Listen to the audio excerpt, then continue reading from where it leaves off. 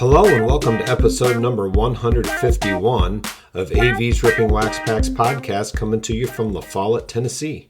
I'm your host, Aaron Vaughn. This is the show where we rip open a wax pack every week and discuss that year and brand of card along with the players in the pack that we open. Along the way, we'll shout out some of your comments as listeners, discuss nostalgic stories about cards or players that come to mind, and spread the pure joy that comes with ripping open wax packs. You can find us on Apple Podcasts, Spotify, iHeartRadio, TuneIn, Google Podcasts, and most podcast platforms, and new episodes drop every Thursday. Our email is rippingwaxpacks@gmail.com. Our Facebook page is Ripping Wax Packs, and on YouTube, just type in AV's Ripping Wax Packs to see the part of the podcast where we rip open the pack from the podcast. And we're always looking to promote veterans charities, so please contact us through one of those outlets I just mentioned, and we'd be happy to help you figure out your best way to give to veterans and their families. Also, please give a listen to our other podcast, CVs Tend to Check Out. It's a music podcast produced by my brother Curtis and me. It comes out once a month, sharing the joy of music and hoping to help listeners discover unfamiliar bands or songs they might want to look further into. Check it out right after you listen to this podcast. All right. So today we will be discussing 1989 tops. I didn't realize that I hadn't done a ripping open of 1989 tops. Our buddy Bill, he made an Excel spreadsheet that has every single pack that I've busted open here on the podcast. And it's just so nice of him to do that. It's easy to look through now and see what I have and haven't busted. And he did it by year and brand and all that good stuff. So thanks, Bill. Appreciate that, man. It's so awesome. And he has said he didn't see 89 tops or 1993 tops. And I couldn't believe that. But I'm hoping he's right, because I kind of looked through there too and didn't see it. Some of them I opened a couple different packs on them, but we're going to do it anyway, even if I did before. But 1989 tops, I happen to have those packs, so that was right up my alley of where I was collecting tons from like the years of 1986, 1985 to 1990, maybe 91 or 92. Bought tons of those cards, maybe even before that, 84, 83. But 89 was huge, and that was like the worst time because of how many copies they were making and printing these things way too much, and it's right during the junk wax era. But there are some good rookies during this time. Cards aren't worth that much unless you get them in a 10, but just gives me a lot of nostalgia thinking about this time. But 1989 tops, a little description in 1989 tops. It consists of 792 cards. Subsets in the set include record breakers, all-star selections, and turn back the clock, with first draft picks, future stars, and team leaders scattered throughout the set. This marked the first time tops included cards of the previous year's draft picks in their set. The manager cards contain a team checklist on back. And I called this episode No Ken Griffey Jr. What?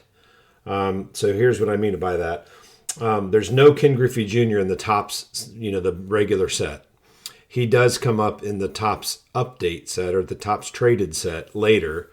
But I just can't believe that. He was in the 89 Donruss. He was in the 89 Upper Deck.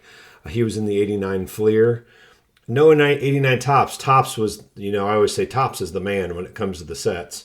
And they had no Griffey Jr. until the tops traded. So, and we know that the 89 Upper Deck number one card, Ken Griffey Jr., is like the huge junk era card that's like one of the best ones. But they didn't have Ken Griffey Jr. It's crazy. So although there's no Ken Griffey Jr., he did appear in the 89 tops traded. Rookie cards in this set include Craig Biggio, Randy Johnson, Gary Sheffield, and John Smoltz. And I remember getting tons of those, but they're always cool to get. So we're going to look for some of those. A lot of Hall of Famers in this set. Just great superstars in the set. The wax distribution. I think Bill said something to me in a text about telling a little bit about the difference between the waxes and the cellos and the racks and different things like that for people that don't know. The wax, it says wax distribution, 36 packs per box. So this is like the box you'd buy where you could get at that time. You could buy a pack out of the box. They'd have the box, and it would kind of have an opening at the top. You can get one pack with 15 cards and a stick of gum in it. And there are 36 packs in those boxes, so you could buy a whole box if you wanted to. And I used to buy them in a grocery store or at a gas station or wherever. I just buy a couple packs out of the box. And these were 45 cents per pack, and that's what I remember, 45 cents per pack. And there were 20 of those whole boxes in a case. So if you're a dealer, you'd buy the whole case with 20 boxes in it. I also had cello packs. Cello packs are the ones that you can kind of see through. There are rack cello packs sometimes, just depends on the year back then. And it would have sometimes they'd have 29 cards per pack in these. It would just be one pack. And it would be covered by cellophane, but you could see the top and the bottom card usually. The wax packs, you couldn't see through them. They also had, and it says 24 packs per box, 29 cards per pack, and those were 79 cents. Then they had rack packs, which are almost like cellophane packs, but they have their racks like in 3 different packs all put together in a cellophane or kind of plastic rack pack that would have 3 different sections. And there would be usually 45 cards, like 15. It would be like a pack, 3 different packs of 15 all together in one. And usually, a lot of times they call those grocery store rack packs. Like I'd get those at the grocery store at that time, or at Ben Franklin or something like that. Even at a pharmacy, I used to get those. But there are 24 packs per box, 43 cards in this case per pack, and 3 boxes per case. If you have questions about that, you can always email the show, and I can explain it to you more. I'll email you back. Jumbos, sometimes they had cards. This is another type of pack. There were 100 cards per pack, and they were just a jumbo pack. Sometimes they were see-through, sometimes they weren't. I'm not sure what 89 was. That means it's usually not in a wax pack because it's bigger. But it's something that has 100 cards per pack, another pack that has 100 cards. Blisters were 100 cards per pack. These were exclusive to Kmart. As just another thing that I think it had like a cardboard back, and then the front of it had like a little plastic cover, and there were 100 cards in it, I think. Nowadays they have blaster boxes. You can get those at like Walmart or Target, or online at your or at your local card shop. And blaster boxes, they didn't have those back in 89, I don't think, like what I'm thinking of now. Blaster boxes now, they have, depends, it might have, some packs in there, or just a whole pack of cards inside of a little box. And those are usually, cheaper than the hobby box, which is kind of like the wax box used to be. It's a whole hobby box with a bunch of packs in it. But a blaster box is just a box with less cards in it, and a lot of times you don't have the odds of getting the big autographs or certain cards that a hobby box does. And then there are just there's still jumbo packs sometimes, and they just sell single packs at stores. Different ways that they distribute cards nowadays. Also says there are 500 card vending boxes, and those are 24 vending boxes per case. And what those are is, I actually have some of those still. There are 500 card boxes that just have 1989 Topps cards in there. They're loosely in there. I don't think there's any that are doubles, but there are 500 cards, so you don't quite get the 792 cards in the set. If you buy a couple of those vending boxes, you might be able to make the set. Just depends on the cards you get. So one vending box would have 500 cards in it, and they actually had vending machines. I can remember these, and you could put like a quarter in, and you could turn just like getting a piece of gum on a little vending machine thing, put your money in there, turn the knob, and you'd get some cards out of it. And a lot of times they use those cards, those vending box cards, for that. But you can buy 500 card vending boxes still of those older cards, like 30 years ago, 89 Topps. And I think I have an 81 Fleer. It's a vending box. I don't think they make those anymore, but pretty cool that they had all those different types of things or ways to buy 89 Topps. Then they had factory sets where you got every card in a factory set of the 792 card set. And then the Topps Traded came later. It would be 132 more cards later that you could buy. They also had Tiffany factory sets, and it said there were only 15,000 of these sets made, and those are usually worth a lot because there weren't that many made. And they have like glossy backs on them. They're glossier, and they look just like the regular base set.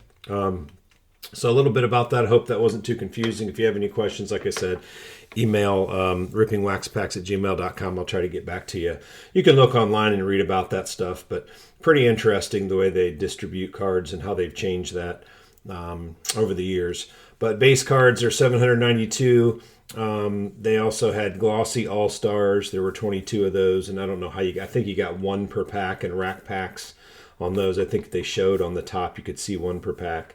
And then glossy rookies, there were 22 of those. You could probably send in for those, or you get those in certain types of packs. But just a cool set. We'll look at some of these, try to get some superstars, maybe some rookies in there. I just have one pack to open. So I'm glad that Bill let me know that I haven't done 89 tops, because I think I've done all the other 89s, Fleer, Upper Deck, probably Bowman. I think there's a Bowman Griffey Jr. rookie too, and Donruss. I think I've done all those, but that spreadsheet that he made me is amazing. I can't believe that he did that. He said, I'm retired. It gives me something to do, so appreciate that, Bill. Looking through here, yeah, the Topps Tiffany, it says for the 6th consecutive year, Topps Tiffany was a high-end version of Topps' base set, available exclusively in factory set form and distributed directly to hobby dealers. Topps Tiffany cards are printed on white cardstock. They have a glossy coating and were printed in the same Irish facility where Topps traded sets were produced. An estimated 15,000 1989 Topps Tiffany factory sets were printed. They also had box bottom cards. They were just on the bottom of the actual wax box that I was talking about that had 36 packs in it. On the bottom of the box, there were 4 cards on the bottom of each box, and you could just collect the box, or you could cut them out if you wanted to, but it's just hard to make them exact if you cut them by hand. There are 4 different panels on the bottom of the box for a total of 16 cards, and they were numbered, not numbered, but lettered. So they were A, B, C, D, E, F, G, H, I, J, K, L, M, N, O, P, and there were 4 different panels, and they had superstars in there: George Brett, Ricky Henderson, Jim Rice, Cal Ripken, Nolan Ryan, to name a few. A few weren't superstars, but most of them were pretty big names. They had glossies. Those glossies were send-ins that I was saying. There were 22 of those. You could mail in. Oh no, there was a 60 card set that was also available.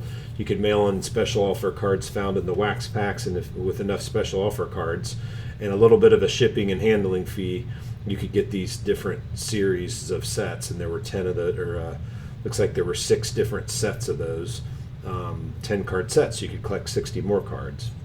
The glossy all-stars were in the rack packs, it says, and there were some other glossy rookies that were in supermarket jumbo packs. That's the 100 card set that we were talking about. So pretty cool. All these different things you could collect at the time. I remember just going crazy buying 89 Topps cards, but was so excited about the Donruss and Upper Deck and Fleer and Bowman, because at that time they were new kind of to me. I mean, I had bought Fleer and Donruss before, but I think Bowman was new that year.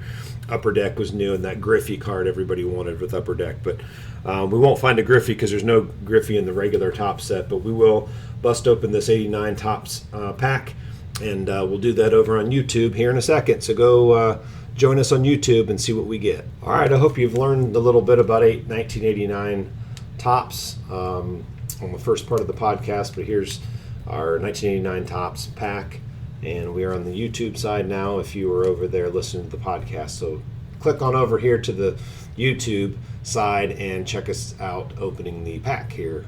It says 15 bubble gum cards, 1 stick of bubble gum, and I'll always try the bubble gum. It's been a long time, but I'll try a 30-year-old gum, over 30-year-old gum here.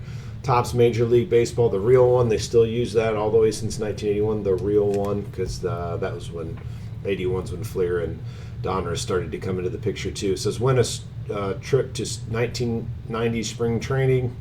Can't do that anymore, but necessary information would be on the back about that.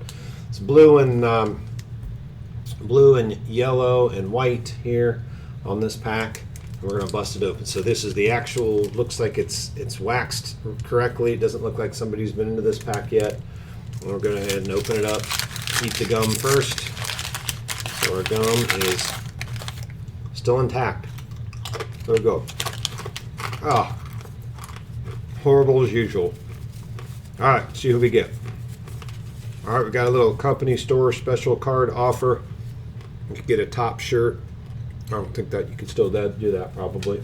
It's so old. We got Joe Hesketh this first. So we got a white border, cursive name of the team, Expos. And it's got the name of the player in the bottom. And at the top says Tops. And it doesn't have their position, but on the back it does have their position and the number of the card and all the different pertinent information about them, about the player and where they were born and when they were drafted, and then all of their stats on there and a little bit about them, like a little highlight it looks like here. So this is Joe Hesketh. Next we have Mickey Tettleton. Man, this brings back memories. I remember opening probably this exact pack. Kurt Gibson All-Star. Man, that classic home run. Remember that. Mike Jackson. Next we have Don Baylor. A lot of hit by pitches in his career. Bob Ojeda. Frank DePino. Craig Worthington. Mike Heath. Bob Horner on the St. Louis Cardinals. I can remember him on the Braves for years. Jim Corsi. John Selby. One of my favorite players, Rock Raines, Tim Raines. What a real good player, Hall of Famer, Rock Raines. Joe Orsulak. And Keith Miller is our last card. So had Kurt Gibson in there, and we had Hall of Famer and Tim Raines. Not a great pack, but always fun to open. So that was our 1989 Topps pack, and we'll go finish up the podcast and make sure that you also let us know your some of the players that you might have seen play live. We always like to know that, especially the older listeners, because they like to hear if you saw any of those great superstars from the past play. So anybody that you saw that you love to watch, could be now, could be a long time ago, let us know. Email in and let us know there at rippingwaxpacks@gmail.com. And we're going to go finish up the podcast. Thanks for tuning into the YouTube side. Okay, remember, you can contact us at our email, which is rippingwaxpacks@gmail.com. Our Facebook page is Ripping Wax Packs, and on YouTube, just type in AV's Ripping Wax Packs to see the part of the podcast where we rip open the podcast. And if you want a certain episode, if you also put in the number of the episode, you'll get that exact YouTube clip. Remember to check out our other podcasts CVs tend to check out. It's a music podcast that comes out once a month. We're always looking to promote veterans charities, so contact us to learn more about donating to veterans and their families. Thanks always to the listener, and thanks to Bill for all that he does for the podcast. We appreciate you, Bill. This has been AV's Ripping Wax Packs podcast. This is Aaron Vaughn. Thanking you for tuning in. Have fun, be safe, love one another, and keep God first in your life. Have a good one.